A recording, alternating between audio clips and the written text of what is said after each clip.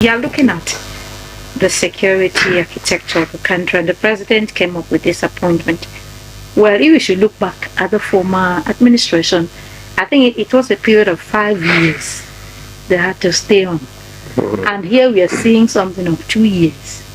Because they were appointed June 2023. And here the president has to change them. Is it a routine thing? Or something is usual, something that should be done? Or what's your take on the president's decision to change the service chiefs? Well, thank you very much. The appointment of service chief all over the world is like a masquerade. You know, whenever you see a masquerade, you always know that something is on the pipeline. And that is exactly what we've witnessed.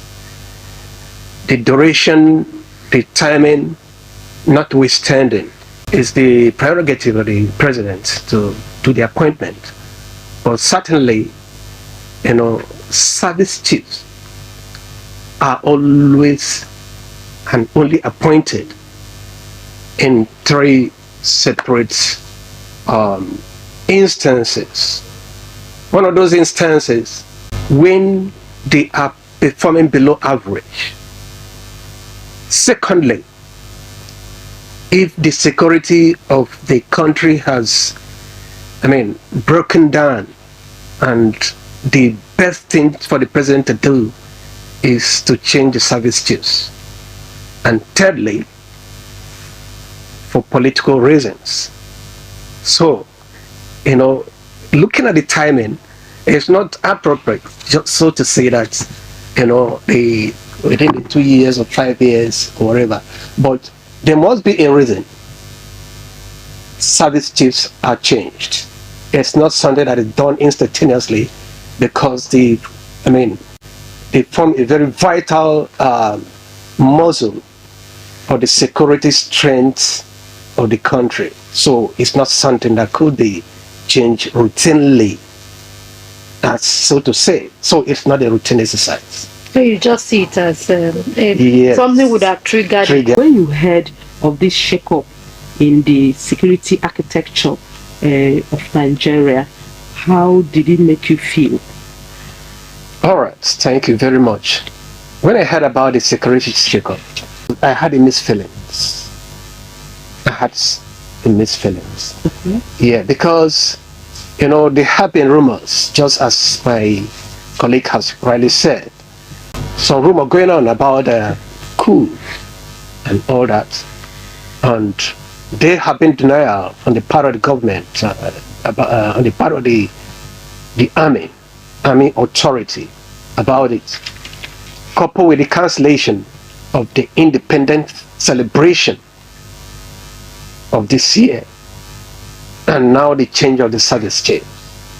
So you can wittingly say that, you know, there are suspicion either that the allegation was contained in the media was true or it wasn't true. So, but I will allow the public to watch closely. I will advise the public to watch closely, because it is not yet time for us to judge actually what actually happened or the reason for the change of the service chief. But as I earlier on said, it's not a routine exercise. Okay. There are 3 things involved, and I mentioned the other 3 things, and it could either portend a good omen or a bad omen. Okay, so to say. Okay, thank you so much. When you are talking of deepened professionalism, enhance vigilance, and strengthen the country's security architecture, what really comes to play? What is the president looking out from them by this? All right. Thank you very much. First of all, I would like to say that just for the purpose of clarity, that merit is very important in appointment of service chief and security team players in this country. You can't eschew the importance of merit, because if appointments are based on ethnic reasons and political reasons, that the result of that appointment is going to be sinister, it's going to be abysmal. And we are hoping that this appointment is based on merit. We hope that this appointment is based on ability of those who we are appointed to deliver, and not because of the rank they are wearing. Because I have been in the system, just as you noted, and in terms of professionalism, actually this is the time for the Nigerian army to go deeper into professionalism, because we can see that there is a little misnomer in terms of the professional ethics that has been upheld by the past regime of the soldiers. Now professionalism means that they should be more professional, concentrate on their constitutional responsibilities, and not just dilly-dally on civilian affairs. And in order to do this, the government ought to give them the necessary logistic, the necessary backings, and the necessary approvals to be able to achieve this mandate. There must be investment.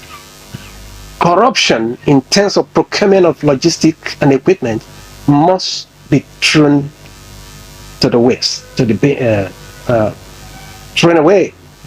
And there must be, the people appointed, those appointed, must be professional in handling the men, because the men actually need moral. Their moral needed to be boosted. It means the new appointees must improve on the morale of their personnel. Visit them, know what are their problems, because there have been pockets of complaints by some of the operatives in the field.